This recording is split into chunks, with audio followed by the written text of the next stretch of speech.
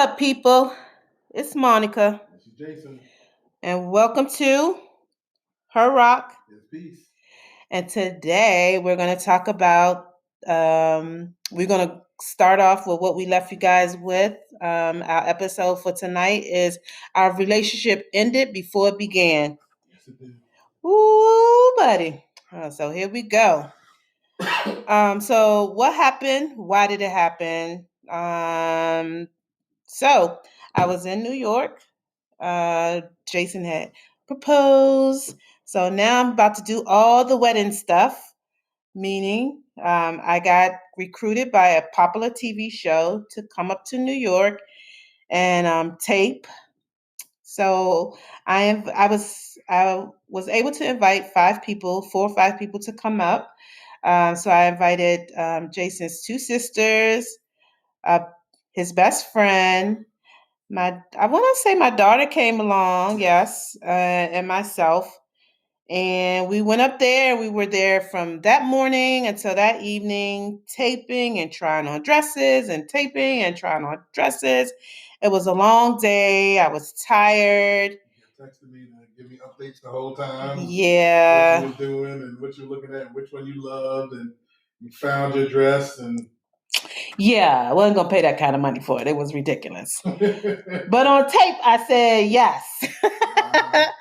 But anyway, so you found that dress. Found it somewhere else. Completely discounted price. Oh my God, it was an amazing dress. Look at our wedding photos; you'll see it. And so we also got tattoos. So we went to Jay's. He's like a brother to him. He was one of my best men. And we all went and got tattoos, and that was the night I learned some things about my daughter. Good gracious, that's a whole nother topic. Don't get tattoos. Yeah, apparently not. But we all ended up getting tattoos.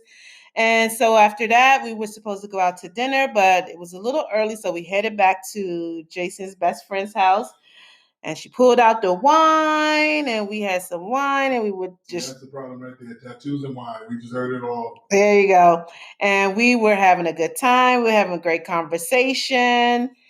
And so I have to go back and tell you the backstory so that you can get a better perspective of what I'm about to tell you from this wine night.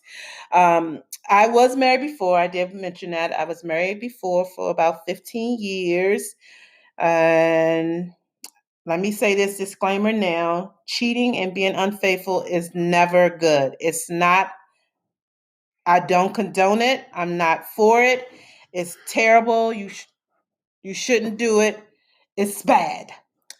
However, I was with my ex-husband for 15 years. We were coming up on the last couple of years and things were not going well at all. They were pretty bad. I was unhappy, I no longer loved him. I cared about him. Of course, we've been there with each other for a long time since my daughter was little. But the relationship, the intimacy was no longer there. It had gotten to the point where we were literally living like roommates. No cohabitation with each other. He was sleeping on the couch. That was his permanent space. And I was locked in the bedroom. So we were not,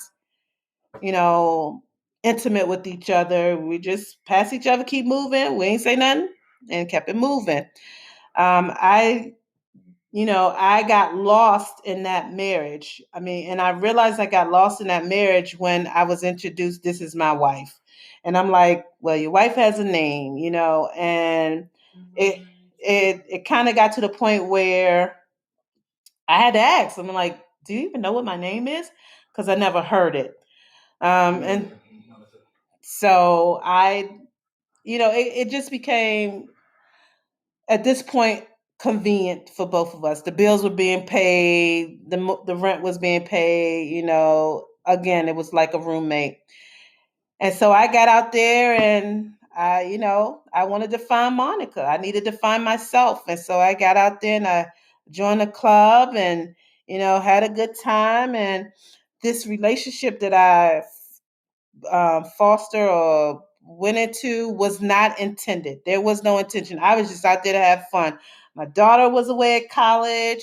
I'm feeling myself. I'm looking good. I'm feeling good.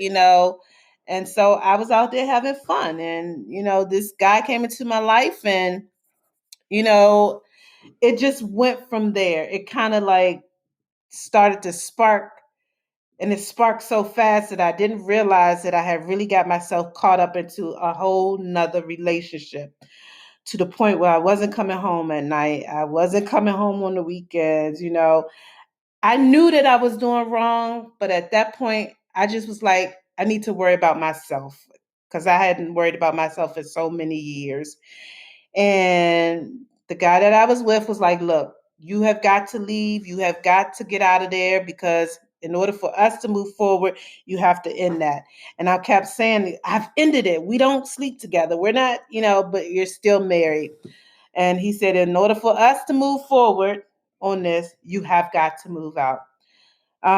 It was a scary thought, because this is all I knew. And I didn't want to hurt him.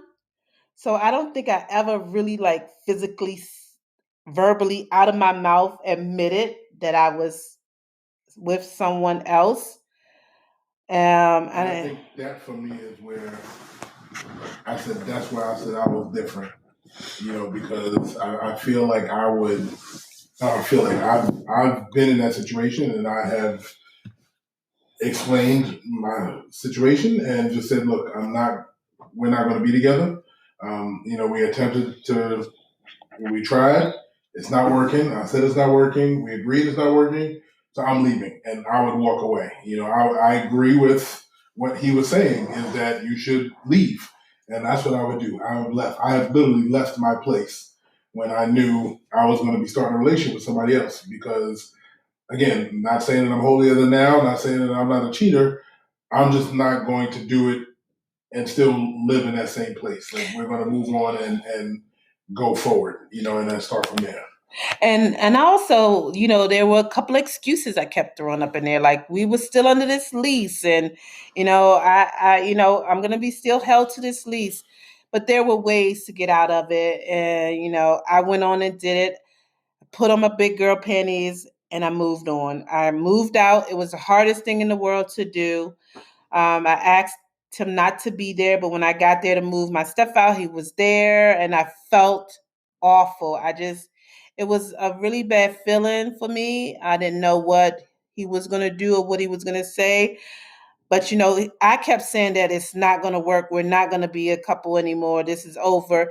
And he just thought we could work it out. But there really was no working this out. It was literally over. And because I couldn't get divorced because we were still living together, that was a really hard part for me as well. So I moved out. I moved on. And I wanted to be transparent with Jayson because, I was already married this man and I needed him to know, I needed him to understand. I wanted to be fair to him, to let him know, I did carry on this relationship and I was still married. But I also want you to realize that I was married on paper, but in my heart and my feelings, it was over. And I don't think he took too well to that. I was feeling like, wait a second, wait, this is the woman I'm about to marry. So you telling me this is what you're gonna do to me? You get tired of me, this is what it is, So I know she felt that I was judging her, and I did. I felt judged. I was it like, was probably there, because again, you're feeling like this person is giving you information about them and the way they handle the situation, and again, a different way than I would handle it. I know I want to be with somebody else. I'm falling for somebody else. I'm gonna tell you, I'm leaving. I feel that hurt is less than the hurt of you finding out later. Underhandedly kind of thing. Like I think the hurt of knowing right up front is you can get over that. You can band-aid. You can. That's ripping the band-aid off. I'd rather rip the band-aid off than try to keep pulling it off inch by inch, especially because I got so much hair on my arm. right. And I really felt judged by him. I was like, oh, I didn't like the feeling. I can see it. And it was like, once a cheater, always a cheater, and I didn't want to be labeled as that. I wanted him to understand where I was in this relationship, in this marriage, and that I know I didn't handle it the best way or the right way, but I was really done. There was no intimacy there. I mean, physically, emotionally, spiritually, I was gone. That was done. It had ended. Even though we were in the house together, it had ended. So that brings us to, like I said, I felt like he was judging me. I'm like, oh, he think he's holier than thou. But anyway, but we moved forward, and so back to in New York, the night. We're all sitting there, we're all lit on some nice bottles of wine. And I believe I had mentioned to the ladies that, I did this thing, and his sister says, "Oh, you ain't gotta worry about that," or something. I don't know how it came out, but she said, "Oh, Jayson cheated on his ex." And I was like, "What?" And all I heard was he cheated on his ex. And I'm like, this man had the nerve. Yeah, no. To judge me, and he cheated. Oh, I was seething mad. I mean, when I tell you I was livid because I felt like this man judged me and he's a cheater. See, I'm back in Maryland thinking everything is sweet, everything is great. I mean, she's hanging out with my sisters, my best friend. How better can this be? I mean, they're gonna bond, they're gonna do this. I'm like, yeah, my future wife's gonna come home. We're gonna, yeah, this is gonna be great. This is wonderful. This is a great weekend. I'm hyped. Little do he know. Little do I know. And so at this point, we had dinner reservations. So we went out to dinner. I got so drunk that night because I just wanted to I'm like, this is not going to happen. Oh, no, no, no. Who do he think he is? And I hauled tail back to Maryland, and I came in with all claws out, and I just went at him. I'm like, how dare you judge me, and you're a cheater. I had to hear from your sister that you cheated, and I'm like, what the hell? Who do you think you are? And you're a cheater too? What are you talking about? I have no idea. Again, I'm hoping for, hey baby, I'm giving you a hug, and I'm just getting reamed in, and I'm like, whoa, cheated on who? Who told you what? Somebody said who? What are you talking about? And of course, I'm getting this from his sisters. Who else would you like? This siblings, it's a family member that told me this, and I'm like, your sister told me that you cheated, and I'm like, what in the world? And keep in mind that it just didn't stop there. It escalated. I mean, it escalated to a point that we almost couldn't come back from it. I mean, it went from one thing to another to another to another, and it just got to the point where I was like, you know what? We're not getting married. I'm not doing this. I don't need to be judged by you, and you're doing the same thing. And then he was like, look, you gotta. Yeah, I'm confused because I don't know what's going on. And finally, I guess when it calmed down enough that I could understand what she was saying, because again, I'm just getting yelled at basically about something that I didn't even do. I don't even know what the hell she's talking about. And when it finally understood, like, okay, what transpired, what was said, and then what was, how did it come up, who said it, all those stuff, who was there. So now there's an array of emotions that I'm going through. Why was this said? Why was this conversation brought up? Why? I mean, how possibly could this conversation have come up at all when this is my wife there, my future wife there? Like, it makes no sense. So I'm like, this doesn't make any sense to me. Then I'm also thinking about, like, these are my siblings. They're my best friend. Like, no one stopped this. No one. They all let this go on. Like, what are they doing? These are the people I trust. Like, how are you doing this? So immediately, once I figured this out and I got this down pat, I get on the phone. And I know I cursed everybody out. There's no doubt in my mind. All of them got cursed out. I didn't care what you said, what you did. Because at the end of the day, my future wife come home accusing me of something that I didn't do. But why would she even have this information that is not true? And not only that, keeping in mind, I said we're not getting married. I'm not marrying you at all. This is over. Yeah, so I'm dealing with all of these emotions coming in now. Like I may not get married. I'm not getting married now. My future wife doesn't trust me, because people that I trust, that I told her to trust, are telling her something that didn't happen. So then once I figured it out also, I explained to her, okay, that never happened. I don't know what conversation my ex and my sister had, because again, these two were not connected while we were together. So they didn't have a relationship while we were together. So whatever happened afterwards, I don't know what that conversation was about. There's different stories that have come from that conversation, because I even confronted my ex at one point and asked her, and she said she never had this conversation. So I don't know what was going on, but I know I told Monica that, look, my ex she had an affair with somebody. Maybe she wasn't sure that I told my people, and then she wanted to clear her name or make it look like it was okay that she did this because I did something and I didn't. Yes, the person that I got with was somebody that my ex and I had hung out with all together at the same time. So did it look bad? Yes. But was it? No. It was platonic when we were a couple. Afterwards, we were both free and available. Things went other ways, and that's exactly what happened. So I'm explaining this to Monica. I'm trying to get her to understand, look, I need you to trust me. I'm going to be your husband. So I need you to trust that what I'm telling you is true. I don't know what information they got. And again, it's second, third hand information at that point. So I remember calling my brother and sister-in-law to try to talk off the ledge. Oh yeah, I think I was ready to jump off at that point. I think she was trying to jump. I think she was trying to push me.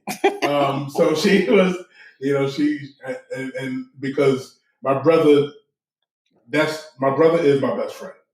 Literally, he's there for me, knows it, knows the good, the bad, the ugly, knows it all. Knows who I am. So I was like, you talk with him. He can explain everything. He can give you insight to the conversation, to the reality, to what really happened. To backing up everything I said, because at this point, not like I coached them, not like I talked to them beforehand. This is a blanket call. I just said, tell her about this. Boom. Give you the phone. You can hear the whole conversation. And I'll tell you exactly what I said. And I think he was just scared that I was terrified. We weren't going to get married. He was like, no, you got to listen to my brother. Because I'm like, I don't want to talk to him. I've already heard from your sister. Why do I want to talk to him? I'm like, no, how dare you? Why would she? And I kept asking, why would she say something like that? And given the context that, we have, by that point, we had started, I think even our first interaction, as together, as us getting serious, we spent a night at my brother and sister-in-law's house, so she knew her, I guess knew them a little bit more as well, to the point that now, literally they are a couple friends. Yeah. Our anniversary is basically my brother's birthday. So we spend a lot of time together. Mm-hmm. All the time. So it has blossomed. But definitely somebody that I told her you can trust. Right. And so I listened, and it was hard. My ears were open, but my mind at this point was just closed, because I kept thinking, why would she say this? What would make her say something like this? I'm thinking the same thing. Why would she say this? What would make her say something like this? For another reason, though. Right. So like I said, at this point, the relationship ended before it really began. So I think we woke up the next day, and that's when we started to talk again. Right. And that night, I was crying. I was sad. I was hurt. I didn't know what to do. I don't think I really slept, because I just didn't know what. I couldn't make sense of anything. I couldn't make sense of my wife to be not believing me. Right. I couldn't make sense of the people that I trusted allowing this to go on. Right. I couldn't make sense of what was happening. I couldn't make sense of her coming at me. None of these things. Right. And then I had, again, it gave us the opportunity, because at this point, like I said, it had escalated. to something a little more, serious. So that one thing went to another thing and another thing to it. Just like it just kept piling on, and it became a little more stressful. I mean, we became very verbally. We verbally attacked each other. It was a pretty bad situation. And like I said, it ended on those steps in the basement. Like, I'm not marrying you. It's not going to happen. And And I'm thinking like we're not getting married for something that I didn't even do. Right. Something that's not in my character, that's not me. And again, because I've seen it. I've seen what it does to people when they don't do that. My father's a perfect example of that. And that's what for me I didn't want to do. I didn't want to give that hurt. I vividly remember when my mother confronted my father about his infidelity that night. It sticks in my head all the time, and I'm like, I don't want that. I don't want anybody to see that in my life or to feel what I saw my mother's face look like. And that's one thing that stuck with me forever, and that's why I would rather say I'm out. Right. So when she's saying that I didn't say that, I'm like, no, I can tell you I didn't. Like, I'm swearing on everything. I'm like, you need a Bible? Bring out a Bible. Oh my God, yes. He was like trying to find a Bible. I swear to God. That is the truth. Yeah. And so we slept on it. I think you slept in the basement. I slept upstairs. Yeah, it was pretty cold down there. And so that gave us the opportunity to separate, to calm down, to listen to one another, because that's what we weren't doing at this point. We were yelling, and you'll hear one of my stories I call Jayson a verbal bully. We'll talk about that later on. But and so that gave us an opportunity to go to our separate corners, give me some time to think, take it all in, look at my source, listen to my soon to be husband, and know that I need to trust him. I need to trust and believe what he tells me. And that's going to be important for us to go into this marriage.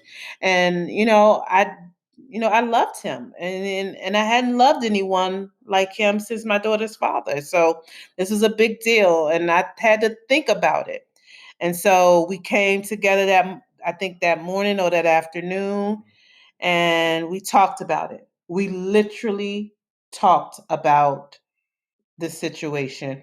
And my husband now, and my fiance at the time said, yeah, it would have been pretty bad. Say, I'm going to be your husband. You have to believe that I'm going to be there for you, that I'm going to take care of you, that I'm not going to hurt you.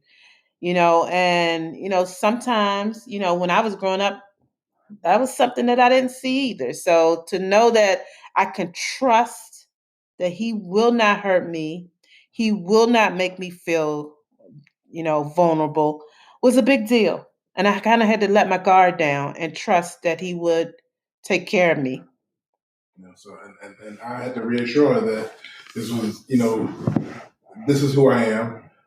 Get past my feeling of being accused of something and her not trusting me, and saying like, I understanding it from her perspective. I had to look at it from her perspective. Here it is. My sister told you something, and why wouldn't you believe her?